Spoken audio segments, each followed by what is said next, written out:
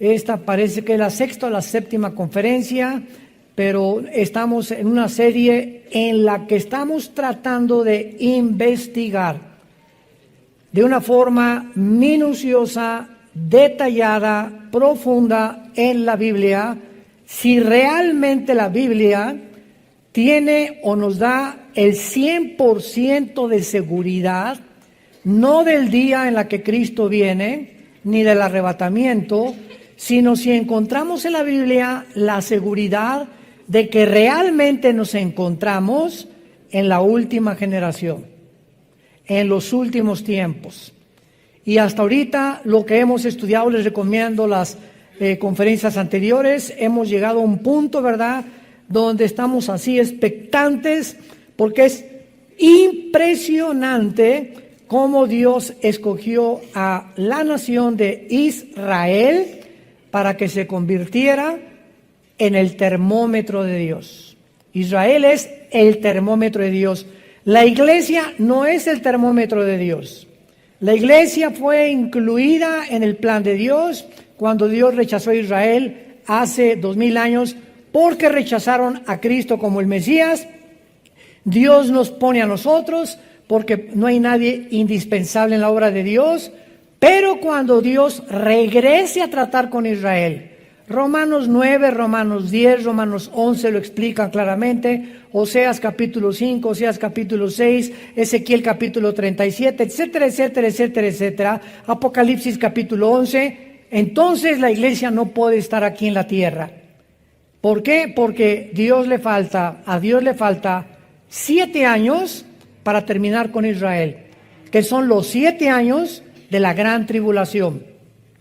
Cuando Dios le dio la profecía a Daniel, capítulo 9, versículo 24 al 27, que se conoce como las 70 semanas de Israel, Dios le dijo a Daniel muy claramente: Israel se encontraba en un punto muy delicado de su historia, porque los 70 años que se habían profetizado Jeremías de que Israel iba a pasar en Babilonia, cautivo, exiliados, estaban a punto de cumplirse.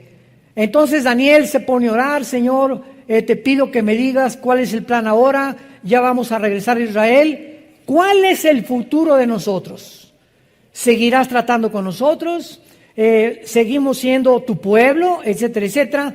Entonces el ángel Gabriel, que es el mensajero oficial de Dios en el Antiguo y en el Nuevo Testamento, porque es el que se le apareció a María, el que se le apareció a todas las demás personas, a José y a María cuando iban escapándose a Egipto, Gabriel le dice a Daniel: Daniel, 70 semanas están profetizadas o destinadas para, escuchemos con claridad, la ciudad de Jerusalén y el pueblo judío. Los judíos, como en las clases anteriores hemos visto, tenían semanas de 7 días y tenían semanas de años.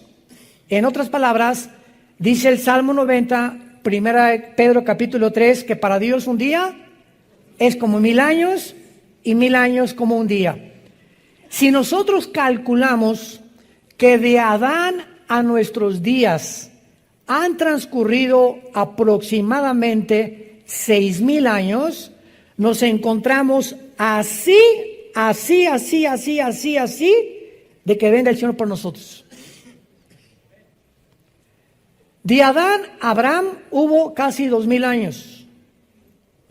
De Abraham a Cristo otros 2000 años. Y de Cristo a nuestros días llevamos 2000 años aproximadamente. Aunque estos periodos de tiempo, cuando se cambió el calendario lunar de los judíos de 360 días al calendario solar por el Papa Gregorio en los primeros siglos de la era cristiana, tenemos un calendario diferente al bíblico, porque el bíblico es de 360 días, es el lunar. Ellos rigen el calendario de acuerdo a la luna, no al sol, nosotros al sol.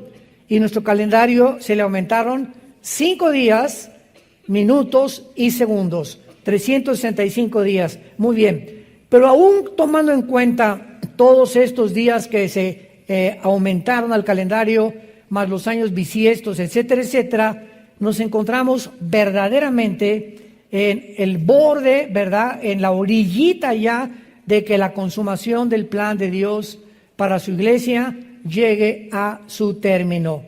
En cualquier momento, millones de seres humanos desapareceremos de este planeta.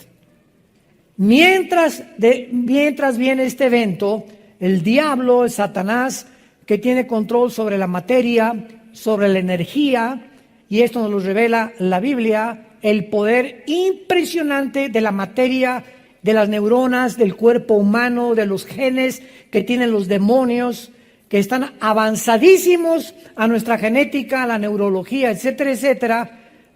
El mundo tiene que comenzar a entender que cuando desaparezcamos millones de personas, ¿qué van a contestar los científicos ateos? O los secularistas o los mundanos. Se los llevaron los ovnis. Increíble. El Vaticano tiene una oficina para la investigación de los ovnis y el Papa Francisco declaró que si venían, a lo mejor la muerte de Cristo los iba a perdonar también. Cuando, discúlpeme, ¿verdad?, pero la teología nos muestra que la redención de nosotros se debió a una maldición hace 6,000 años en un huerto del Edén. Y que Jesús tuvo que hizo hombre y hacerse carne para romper esa maldición, porque solo Dios la podía romper. Entonces, si hay extraterrestres, como dicen los marcianos, lo que sea, la redención de Jesús no se podría aplicar a ellos. Esto es una barbaridad teológica. Número 2, las Naciones Unidas tienen una oficina ahí dirigida por una mujer de la India, una hindú, que está investigando por órdenes del Consejo de Seguridad a los objetos voladores no identificados. Y en el estado de Colorado, el Vaticano tiene un telescopio que es de los más grandes del mundo, y el telescopio se llama Lucifer, dedicado a buscar extraterrestres o hacer contacto posible con el mundo cósmico.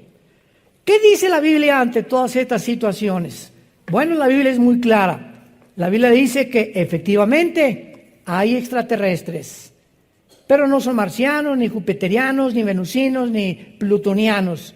Son ángeles caídos, entes espirituales, entidades espirituales que están poblando el universo cósmico y que están interesados en que nosotros creamos que realmente algún día alguien del espacio, y ese alguien ya vino hace 2,000 años, pero no lo reconocieron. Que venga alguien del espacio, ya no es Jesús, ahora quieren un extraterrestre para que venga a la Tierra y nos dé ideas, o tal vez nos comunique buenos prospectos para acabar con la pobreza, erradicar con la injusticia, el problema climatológico, etcétera, etcétera. Y es increíble la burbuja de utopía, en la que el mundo se encuentra, ahora sí con sueños, quién sabe de cuál fuman o de cuál se inyectan, para llegar a creer que algún día el mundo mejorará con la intervención de los ovnis. Entonces, estos ángeles caídos, como hace poco una persona me dijo que es especialista en ovnis, ¿por qué ustedes no creen en los ovnis los cristianos? Y le dije, claro que creemos en los ovnis. Hay documentos científicos, así como hay videos buenos, hay videos falsos, hay fotos, hay testigos de astronautas. Y los astronautas, la mayoría, son personas educadas, con una disciplina férrea, personas de un carácter científico en matemáticas, en astronomía, muy elevado, mucho más que nosotros, que han dado testimonio, que han pasado enfrente de ellos objetos voladores no identificados. Solamente hemos visto algo que pasó, que rompe la barrera del Mach 1, Mach 2 del sonido, y es lo único que podemos testificar. Es algo incomprensible y que la ciencia no puede todavía determinar. La Biblia nos revela que los ángeles caídos tienen el poder de materializar la energía. ¿Qué quiero decir? El diablo puede hacer que esto comience a levitarse puede hacer que tú oigas sonidos de cadenas en el techo de tu casa, que tu televisor se prenda sin que nadie lo prenda, que las ventanas de tu casa se comiencen a doblar, que puedas comenzar a oír voces que te diga mata a esa persona, o envidia a esta persona, o tú no eres nada y te vas a morir y te queda muy poco de tiempo, nunca te vas a casar, te vas a sacar como Gutierritos, etcétera, etcétera. Y estamos influidos por voces que tú dices, ¿de dónde vienen estos pensamientos? Vienen de demonios. Por eso dice la Biblia, Romanos 12:2, que renovemos nuestra mente. Cuando en el capítulo 7 del Éxodo, Moisés llega ante el faraón y agarra la vara que traía como una prueba de que Dios era más grande que los brujos del faraón y la avienta al piso, y los brujos hechiceros de faraón hacen y repiten el milagro de que la vara, un objeto inanimado que es de madera, se convierta también en serpientes. Con la única diferencia que la vara de Moisés se comió las varas de los hechiceros. Pero ¿qué nos quiere decir Dios con esto? Satanás tiene el poder de materializar la energía y hacer que algo recobre aparentemente vida. Entonces, esto es impresionante a la luz de lo que la gente trata de buscar a través del conocimiento científico. Entonces, ¿qué cosa es lo que estamos viendo en el cielo? Es real. Sin embargo, si lo quieres apuntar, los ovnis son la materialización de la energía satánica. La materialización de la energía satánica. Ellos pueden hacer aparecer un avión, un globo, pueden producirte visiones, pueden producirte lo que le llaman en Alcohólicos Anónimos el delirium tremens, que tienen los borrachos que ven objetos y ven monstruos y le llaman delirium tremens, que están tremendamente influidos por visiones o cosas que se les aparecen, que es real, son demonios. Entonces, esto que está pasando desde 1946, 2 años antes de que Israel se independizara como Estado soberano, comenzaron las apariciones de los ovnis que se han multiplicado hasta nuestros días. Ahora el mundo ya, el Vaticano, las Naciones Unidas, los medios de comunicación, cuando desaparezcamos millones de personas, tendrán una excusa para explicar, entre comillas, científicamente, por qué desaparecimos del planeta Tierra. Se los llevaron los ovnis, se llevaron a los religiosos, a los que estaban en contra de todas estas cosas, y ahora sí comamos y bebamos, porque ya no tenemos ningún mandamiento más que los que queramos nosotros proponer, hacer nuestra ética y nuestra moral. Y este mundo se dirige a una economía global, a un gobierno global, a un sistema militar global, que el anticristo lo va a cumplir, profetizado hace más de 2000 años. Todas estas profecías nos damos cuenta que desgraciadamente no cabe duda que es una de las preguntas más relevantes del cristianismo: ¿cuándo y cómo regresará Jesucristo? Sin embargo, el estudio de la escatología, santos de Dios, damas y caballeros, escato más allá, logos, conocimiento. La rama de la escatología trata con los acontecimientos de los últimos tiempos. Es una rama de la teología. Y desgraciadamente, el estudio de la escatología ha sido muy pobre y ha dejado un vacío tan grande que ha dado una explosión de enseñanzas falsas. Entonces, por todos lados oyes, ¿cuándo viene Cristo? Pues yo creo que en el pretribulacionismo, no a la mitad de la tribulación, no al final de la tribulación, otros que ni el milenio existe, otros están enseñando que ni siquiera existe el rapto. Increíble, impresionante, que el rapto ni siquiera existe. Entonces, toda esta serie de enseñanzas, vemos que la sana doctrina ha sido reemplazada por mensajes que apelan a las emociones, y el discernimiento ha sido abandonado por experiencias místicas. El otro día tuve una entrevista en un programa de televisión y me preguntaron, aquí en Recurro, Virgen del Cobre, de los Sagrados, la Macarena, que por qué yo no creía en las manifestaciones del Espíritu Santo. No dije ninguna virgen. ¿A qué se refiere usted con las manifestaciones del Espíritu Santo? Si usted me dice que voy a creer que las personas se cagan al piso y que queden inconscientes, son experiencias místicas. Porque mi respuesta fue, claro que creo en las manifestaciones del Espíritu Santo, si no, no sería cristiano. Sin embargo, si usted le llama a eso, o comenzar como alambre eléctrico, decir que el Espíritu Santo la ha tocado, o que alguien se cae al suelo porque el Espíritu Santo, o alguien le sopla y se cae al suelo, en eso no lo creo. ¿Por qué? Contesté, porque detrás de cada cosa que hace Dios está su sabiduría. Y la pregunta que cabe aquí es la siguiente: ¿cuál sería el motivo de Dios para tumbarnos al suelo? ¿Querrá Dios que estemos paraditos o acostados y soñando? ¿Cuál sería el propósito de Dios? O sea, ¿es un circo? ¿O Dios, el Espíritu Santo realmente nos quiere tumbar? Ahora sí, el Espíritu Santo, que nadie se ponga atrás y que se descalabre. A ver, déjenos, si es el Espíritu Santo, que no haya catchers. Y que no haya nadie que los cache. Si el Espíritu Santo no va a querer que descalabre una persona, ni que se quede conmocionada con un trancazo en el mosaico o en el cemento. Estamos en un mundo tan engañoso, pero tan engañoso, que se comienza a propagar. Esto comenzó en los 90 del siglo pasado, con un predicador que ya escuché, parece que hasta se arrepintió, americano, que me reservo su nombre, y se quitaba el saco, y órale, y tumbaba, y todos para atrás. ¿Ustedes creen que el Espíritu Santo quiera dar esos espectáculos?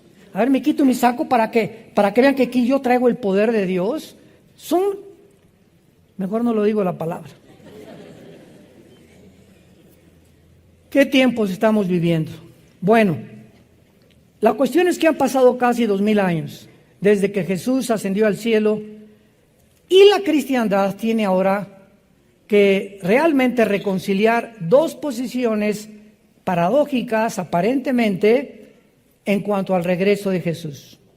De esto se trata esta serie. Número 1, nadie sabe la hora ni el regreso de Jesucristo. Cuando los apóstoles estaban ya a punto de presenciar en Hechos capítulo 1 la ascensión de Jesucristo al cielo, 50 días después de que Cristo muere en la cruz, ya se va al cielo. Le preguntaron en el versículo 6 del libro de los Hechos, capítulo 2, Hechos 1, 6 y 7. Vean ustedes, los discípulos, los apóstoles, ya Cristo había resucitado. En el camino de Maús ya había caminado con dos de ellos, ya les había explicado, tardos para oír a Moisés y a los salmos y los profetas, que el Hijo del Hombre tenía que morir y resucitar a los 3 días. Y después de casi 50, 40 días más o menos que estuvo apareciéndose Jesús a cientos de personas y a sus discípulos, aquí los discípulos todavía no les caía el 20. Todavía no estaba el Espíritu Santo en ellos, porque esto es antes de Pentecostés, y todavía tenían aquí zonas grises en el cerebro, y verdad que no era culpa de ellos, sino no llegaba el tiempo de la iluminación total, y le preguntaron a Jesús. Hechos 1:6, los que se habían reunido le preguntaron diciendo, Señor, vean la pregunta, ¿restaurarás el reino de Israel en este tiempo? O sea, ¿saben qué le estaban preguntando a Jesús? Seguían creyendo que el Mesías tendría que restaurar Israel, porque la profecía decía que el Mesías vendría y acabaría con los romanos, y no entendieron que primero era la muerte y después la corona. Cristo tenía que morir primero y después tenía que resucitar. Estaban interesados en el reino de Israel. Ahora, también es lógico, porque a los gentiles, a nosotros, no se nos había predicado todavía el evangelio.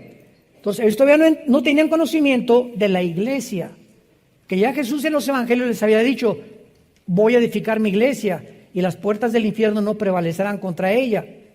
Pero lo importante es la respuesta que les da Jesús. Versículo 7. Y les dijo, no les toca a ustedes saber los tiempos o las sazones que el Padre puso en su sola potestad. A los que les interese, apunta estas dos palabras que en el original griego se tradujeron al español tiempos o sazones. La palabra tiempos es la palabra cronos, C-H-R como suena O-N-O-S. De ahí viene la palabra cronología. No les toca a ustedes saber la cronología. Y la palabra sazones es la palabra kairos, con K. Y esta palabra, los sazones, significa el tiempo específico. Se los voy a explicar. Nosotros tenemos un calendario. Yo ahorita, por ejemplo, ya comencé mi calendario para el año que entra. Enero, febrero, marzo, abril, y ahí voy apuntando las fechas, los compromisos, las responsabilidades, ¿verdad? Entonces, todo lo que está en este calendario es mi cronología.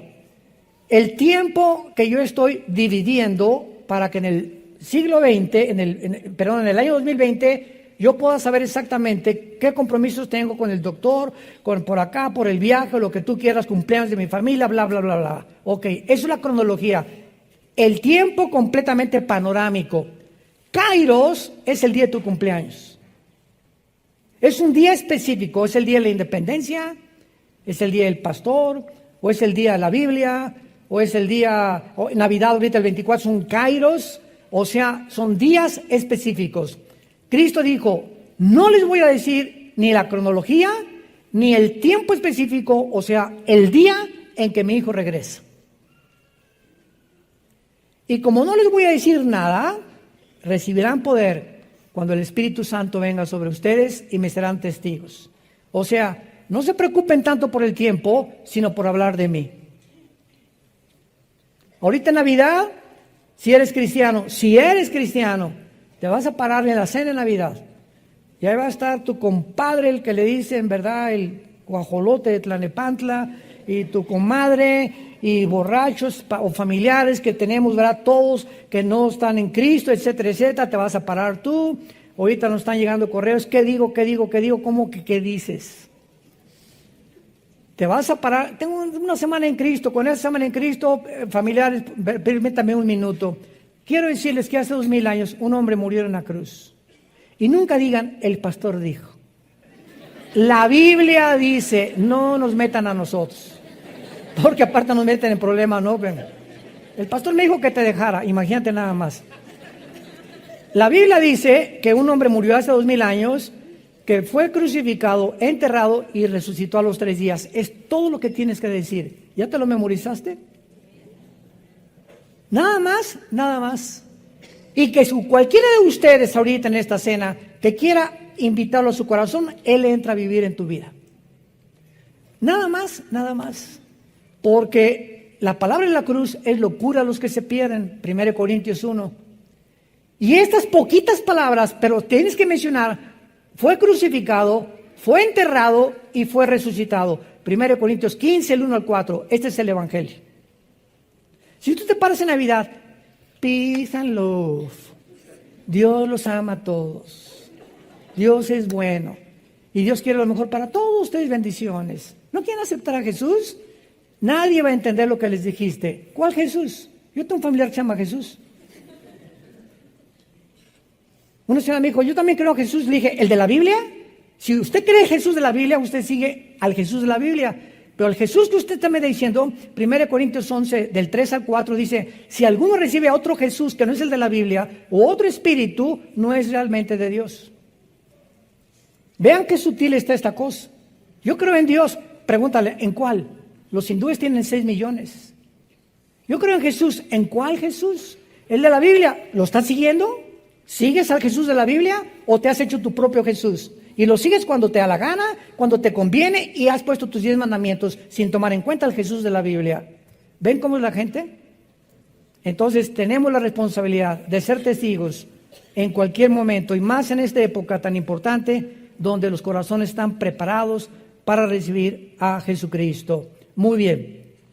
Veamos ahora claramente que un estudio cuidadoso de la Biblia nos va a mostrar esta gran equivocación de que el rapto y la segunda venida es lo mismo, de que la iglesia va a pasar la gran tribulación, etcétera, etcétera.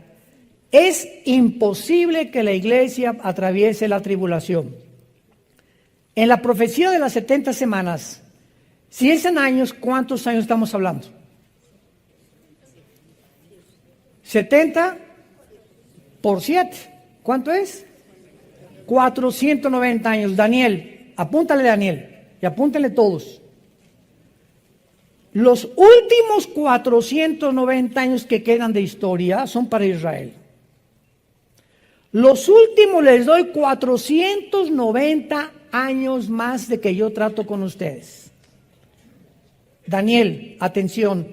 Desde que venga la orden de restaurar la ciudad de Jerusalén, que vino en Nehemías, el libro de Nehemías capítulo 2 del 1 al 4, por el rey Artajerjes de Persia, que ahorita es Irán. Cuando se dé la orden de restaurar Jerusalén hasta que muera el Mesías, habrá 483 años, o sea, 69 semanas. ¿Me van siguiendo con cuidado? 69 semanas de años son 483 años. Y tomando nosotros en consideración esta profecía, que es la más asombrosa, que le funde los fusibles a cualquier persona que se llame matemático o físico matemático, no existe en la Biblia ni en ningún otro libro en el mundo una cronología tan impresionante para que tú puedas calcular desde que se dio la orden hasta Cristo se cumplieron exactamente 483 años. ¿Cuándo se cumplió el final de la profecía? Cuando Cristo entró en su burrito a Jerusalén, el domingo de Ramos, y a los 5 días lo crucificaron. Ahora bien, 483 años se cumplen. Al cumplirse los 483 años, Israel rechaza al Mesías. No te queremos, que la sangre, sí, que la sangre de él caiga sobre nuestras cabezas. Y entonces Dios cierra el reloj contra Israel y deja de tratar con ellos y se vuelve a otro grupo, a otra entidad que se llama la iglesia, que somos nosotros. Entonces, cuando los judíos, Cristo fue judío, Abraham, Isaac y Jacob fueron judíos, Judá, de donde vino Cristo, era judío, los primeros cristianos eran judíos, y los judíos fundan la iglesia. Pero ahora les dice el Espíritu Santo, ya no les prediquen más que a los gentiles, y comiencen a expandir este evangelio a todas las naciones, ya no solamente a Israel. A Israel, dice Dios, ahí lo dejo, guardadito, sentados en la banca, y no van a jugar mañana contra el América. Cuando un jugador lo pone en la banca, no significa que está descalificado, simplemente lo tiene el entrenador ahí guardado para meterlo al minuto 30, al 40, de acuerdo a la consideración física del coach y de su estrategia. Entonces así Dios ha puesto en la banca a Israel, y en el tiempo de Dios los va a meter al juego cuando nosotros seamos sacados ya de aquí. Por eso es imposible que la iglesia esté en la tribulación. Ahora bien, de 483, ¿cuánto falta para 490? 7 años.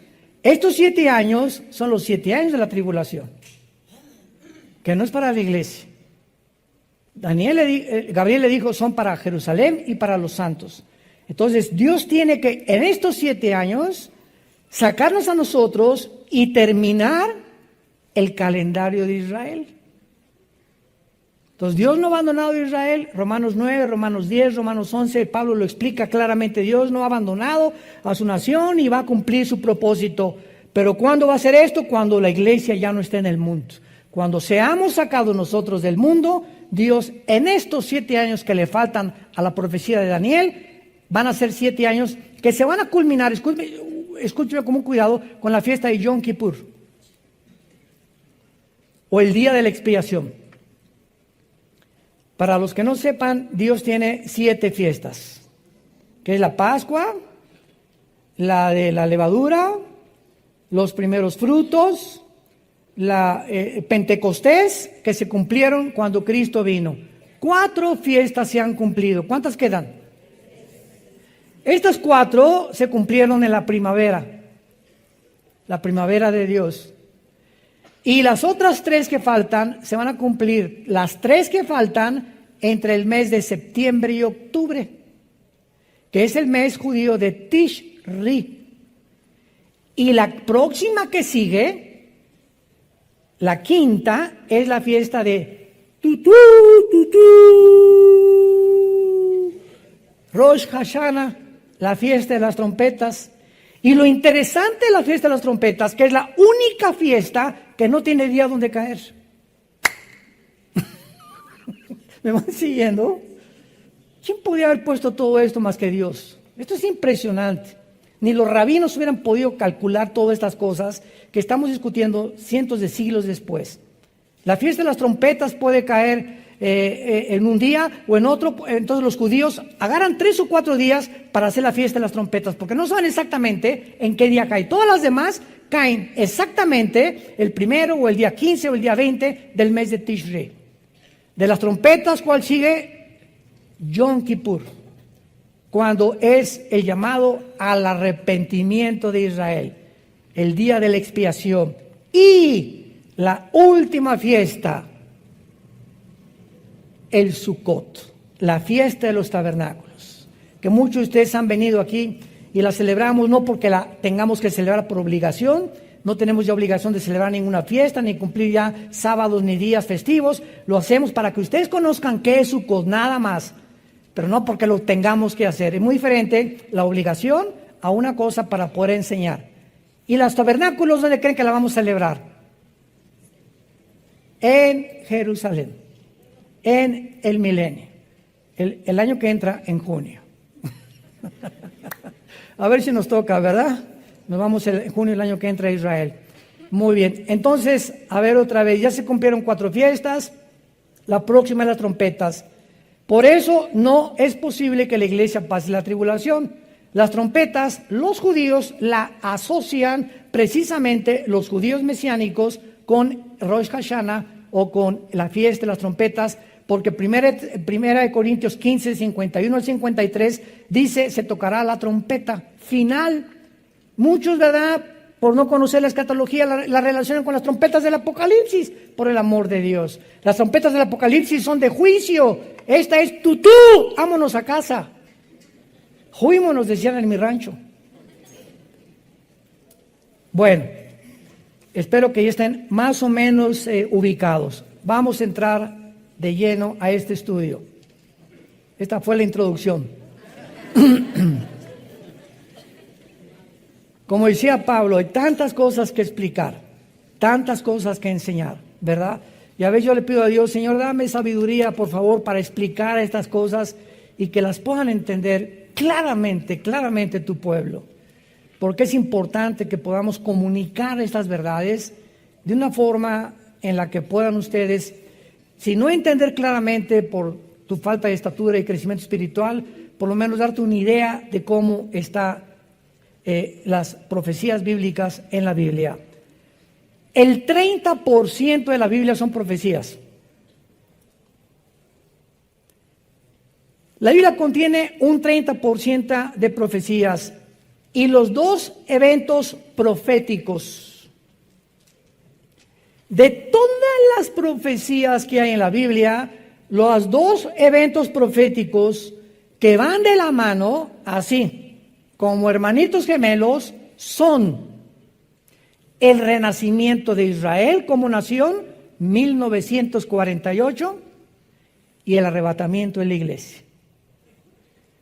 La primera pregunta es, ¿qué relación, qué conexión hay entre que los judíos el siglo pasado, el 14 de mayo del 48, regresaron casi después de 2000 años y el rapto de la iglesia? Lo que hace realmente el regreso de Israel a su tierra, no hubo señales de cuándo iban a regresar. Desde Deuteronomio, Moisés le enseñó al pueblo judío que algún día ellos regresarían y Dios trataría con ellos. No existe en la Biblia ninguna fecha cuando ellos iban a regresar después de que fueron expulsados por segunda vez, el año 130 después de Cristo, por los romanos. Entonces, lo que hace el regreso a Israel, un evento sin señales, es que este renacimiento fue un milagro. ¿Qué es un milagro? Se define como algo que desafía lo natural o la capacidad de comprensión humana. Esto es lo que es un milagro. No se sabía, para concluir, cuándo y cómo iba Israel a regresar. Y después de 2 guerras mundiales, la Primera Guerra Mundial, vean lo que se encuentra detrás de los eventos de la historia. Dios es el Dios de la historia. La Primera Guerra Mundial prepara la tierra para que los judíos regresen. Y la Segunda Guerra Mundial prepara a los judíos para regresar a su tierra. Se necesitaron, en otras palabras, 2 guerras mundiales para un evento que se tenía que cumplir en 1948. Ahora, ¿por qué se necesitaron estas 2 guerras mundiales? Bueno, hasta 1923, después de la Primera Guerra Mundial, el Imperio Otomano Turco controlaba el Medio Oriente. Y en 1923, después del 14, el 18, que se pierde la Primera Guerra Mundial, perdió la Primera Guerra Mundial Alemania y el Imperio Otomano Turco se aliaron con Turquía. Y al eliminarse el imperio de los otomanos turcos musulmanes, los ingleses de 1923 a 1945 toman el control del Medio Oriente. El general Allenby en 1923 entra a Jerusalén y los últimos musulmanes que quedaban del Imperio Otomano van para afuera. Esto fue, si no hubieran vencido los ingleses a los otomanos, ¿cómo podría Israel regresar a su tierra? Síganme con cuidado. O sea, vean cómo Dios prepara en la historia todo para que sus profecías se cumplan. Viene la Segunda Guerra Mundial, la persecución de los nazis contra los judíos.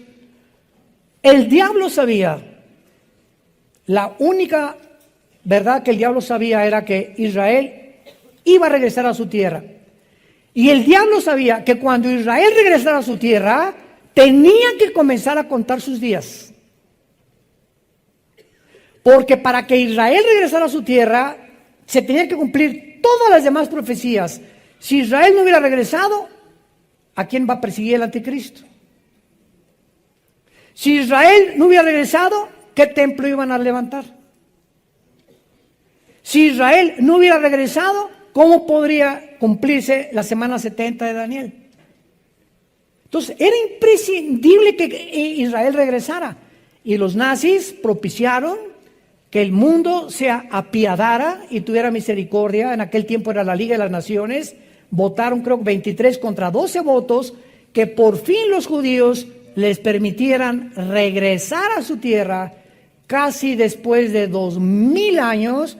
Señores historiadores que nos están escuchando y señores sociólogos que nos escuchan, el regreso de Israel a su tierra es el milagro más grande de cualquier nación en toda la historia de la humanidad.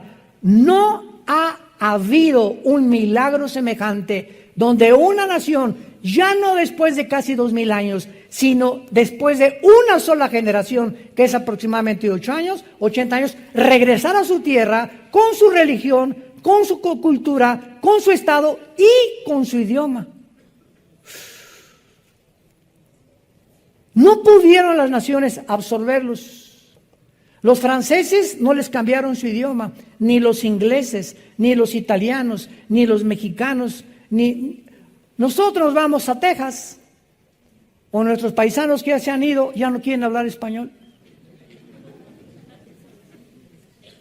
En casi una generación, 80, 100 años. Porque quieren, y eso es un fenómeno normal de la sociología, se quieren adoptar a la cultura. Y mi esposo y yo tenemos cantidad, ¿verdad? Tenemos un paisano jardinero que va cada 15 días a la casa de ustedes a cortarnos ahí el pastito de la casa y le preguntamos, ¿verdad? Oye, y el español ustedes saben que hablan o mencionan, le llaman mocho, ¿verdad? O sea, no es realmente un castellano. Y vienen sus hijos a ayudarlo a cortar el pasto y hablo con ellos y me hablan en inglés. Y le digo, ¿por qué no quieres hablar español? Y me dice, papá, es que a la escuela les da vergüenza.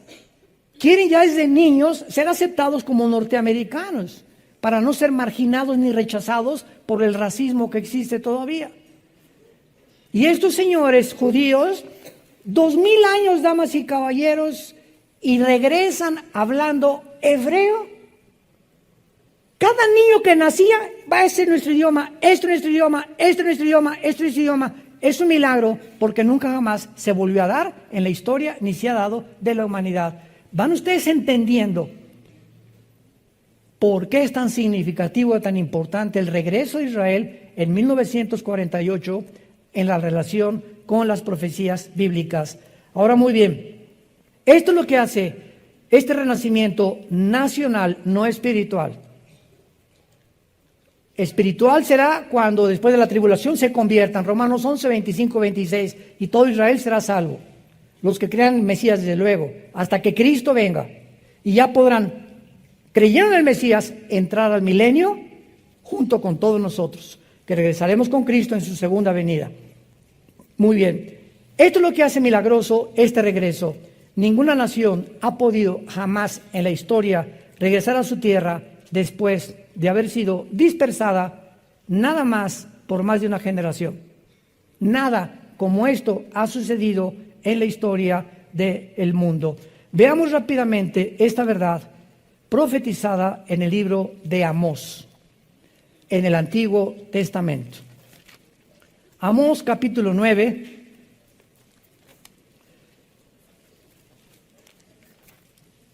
Versículo 14 y 15.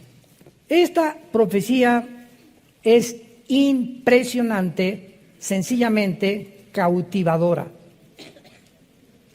Ahora sí que de veras, la persona que no quiera creer es porque no le conviene creer.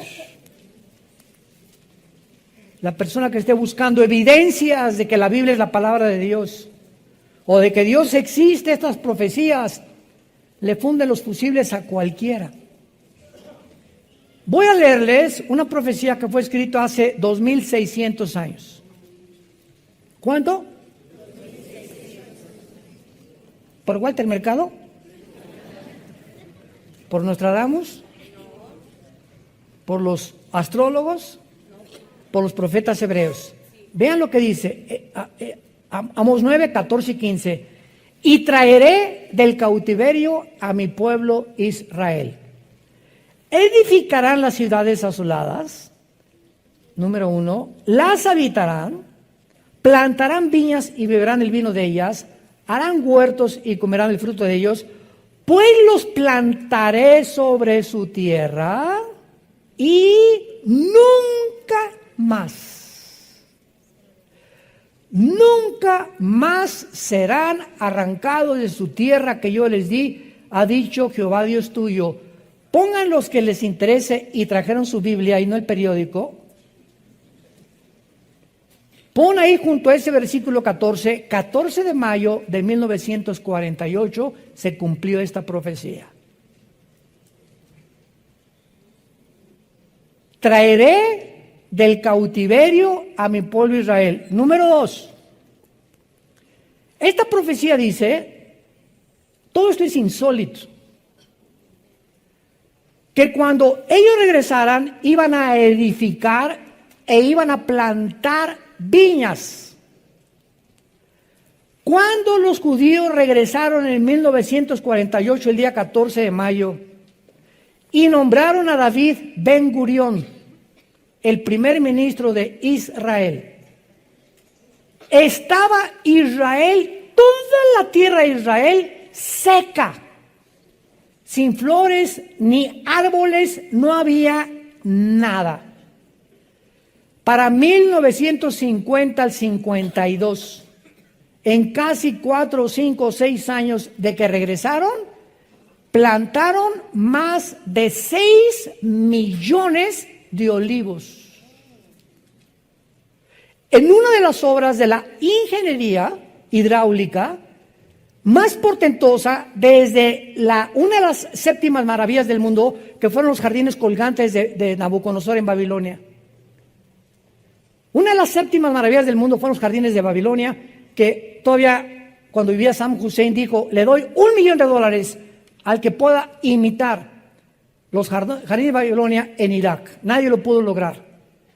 Y nadie entiende cómo los judíos hayan podido. Tú vas ahorita a Israel y tienen más de 16 millones de árboles.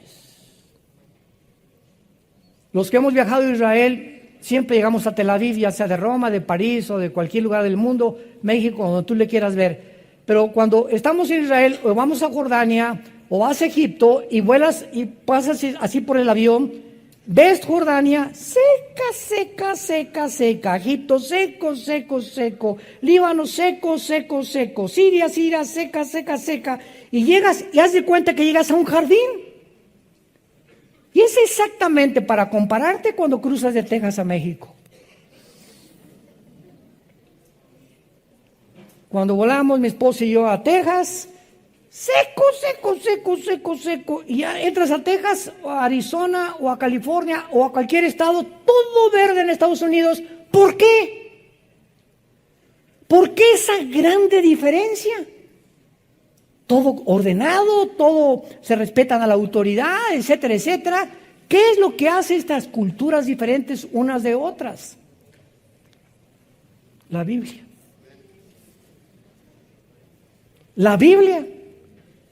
Resulta que Estados Unidos, en 1625, cuando llegaron los peregrinos huyendo de la persecución del Vaticano a Inglaterra, y llegaron a Estados Unidos, al estado de Virginia, a Rhode Island, 1625, con este libro. Y fundaron Estados Unidos con este libro.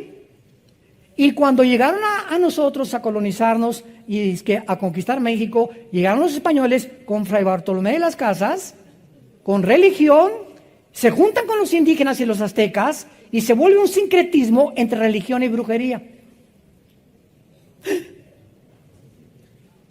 Y ahora tenemos eso. Tú entras a cualquier iglesia y hay gárgolas por todos lados. Incienso, y esto, y misticismo, y por acá, y por allá. Me acuerdo que había una bruja llamada Doña Pachita, tu madrina. Es broma. Y me acuerdo que mi hermano Alejandro, ¿verdad? Él fue el que me dio a Cristo, es el director del ITI. Mi hermano Alejandro fue hippie. Tenía su pelo hasta acá y peace and love, y ya saben cómo era la época de los 60, 70, ¿no? Y él me dice que fueron a ver a Doña Pachita, allá a Oaxaca, y a probar los hongos alucinantes. Mi hermano, gracias a Dios, que quedó bien, normal después de todo. Lo salvó Cristo, ¿verdad? Y restauró su mente y todo. Pero me platicaba, ¿verdad?, que cuando experimentaron con estos hongos alucinantes, una de las cosas que Doña Pachita tenía a San Juan Bautista, tenía a Cristo, tenía vírgenes, tenía a Nostradamus, tenía a todos. O sea, dentro de la brujería tienen sus vírgenes, tienen esto, tienen el otro, pero también tienen a sus brujos y a sus chamanes. Entonces, ¿cómo puedes reconciliar la mezcla del ocultismo con la luz? Ahorita comienza ya a despejar tu mente y a darte cuenta que esto es incongruente, pero que por resultado de la ignorancia de este libro, pues las naciones caen en lo que la mayor parte han caído. Como se acuerdan del chiste que les conté ayer en el desayuno, el Día de Muertos en México. Llega la India María con su olla de mole y se sienta junto a su muertito. Y llega también la señora Pompidou con su ramo de ros.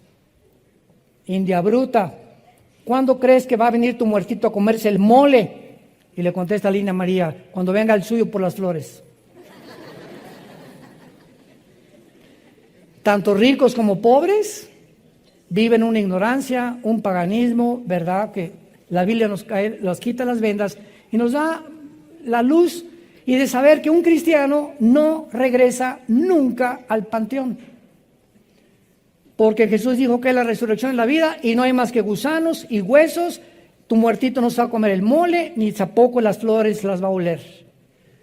Pero eso lo hacemos cuando ignoramos qué se encuentra detrás de todo, las fiestas y las cosas que nosotros, por tradición, porque es una tradición nada más, hacerlo.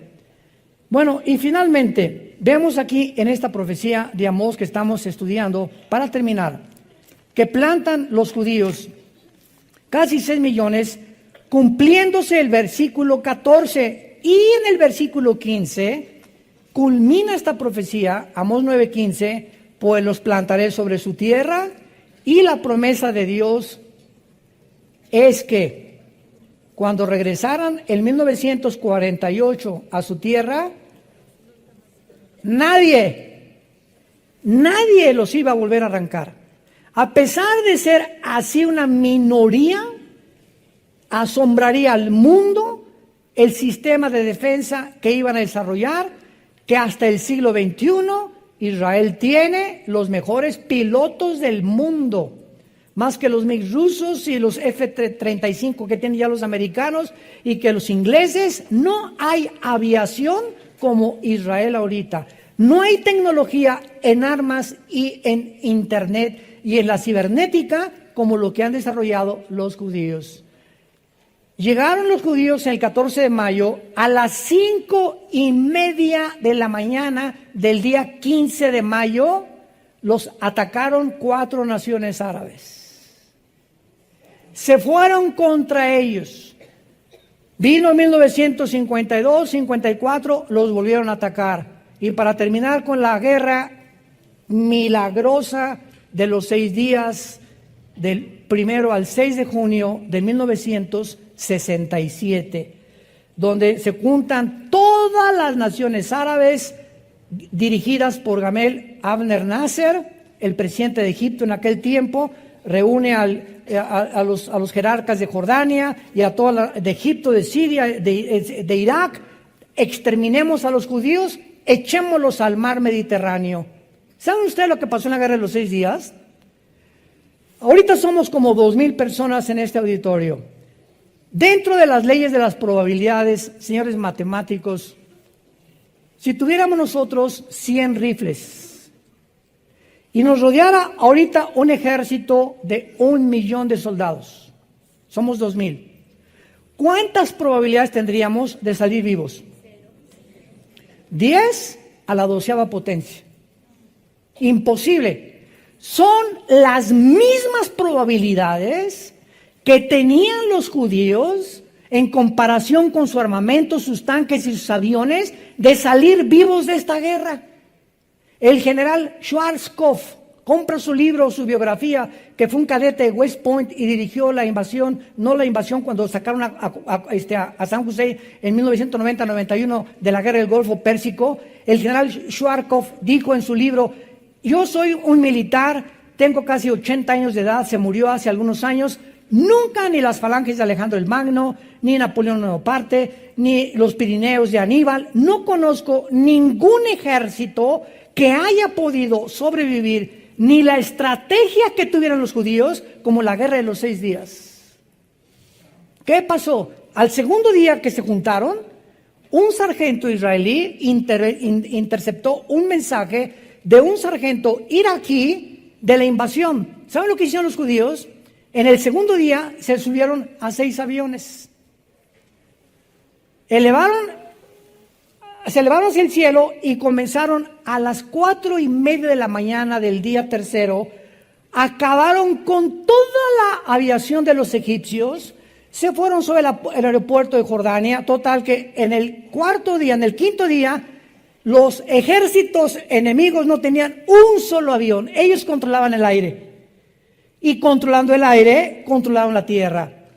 Cuando controlamos la oración, controlamos lo de abajo. Todo tiene una relación con el mundo espiritual. Esto es asombroso. Son como las guerras de Josué, ilustran cosas espirituales del Nuevo Testamento. Bueno, total que ya los tanques arrasaron. En el 6º día, los judíos estaban en el Sinaí. Habían entrado a Egipto hasta el Sinaí. Habían conquistado las colinas de Golán, El año que entra las vamos a visitar cuando nos vamos al barco, y habían conquistado la Franja de Gaza y el Banco Oriental en 6 días. ¿Saben por qué acabaron en 6 días? Porque el séptimo tenían que descansar. Hasta con eso. No hay coincidencias, de veras, esto es asombroso, ¿verdad? Este es el Israel de Dios.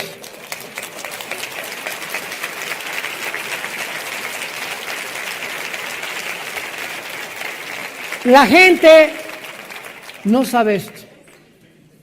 Tus amigos, tus familiares no saben esto. No saben todo lo que se esconde detrás de este libro maravilloso.